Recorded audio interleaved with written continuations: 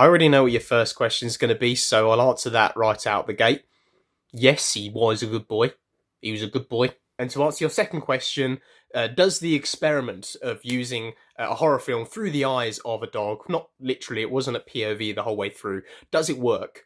Yes, there were elements that did work. And I think, as far as experimental films go, I was actually quite impressed. I knew I was going to be impressed academically, but in terms of like how I was actually going to feel, like was I going to feel the effects of a horror film in ways that I wouldn't with other films as a result of this experimentation? And I think the answer is like yes, it did deliver. It added some new things. It made me learn a little bit more about the horror genre, and I love it when films do that.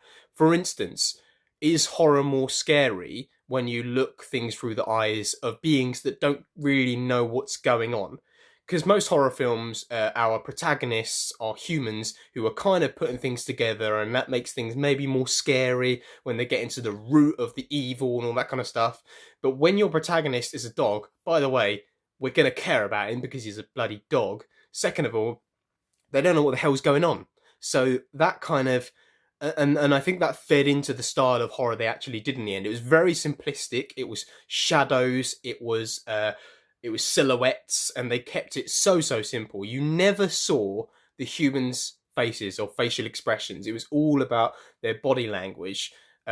So you were kind of just sensed something was wrong in the same way a dog would, and I found that such an interesting choice.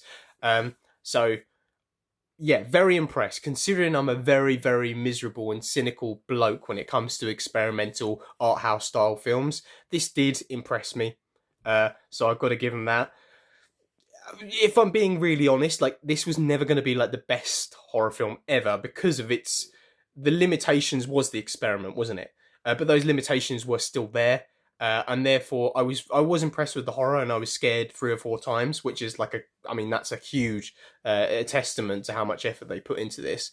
Um, but I just it also was very simplistic and a little bit shallow. But that simplisticness, simplicity. That's the word. Sorry.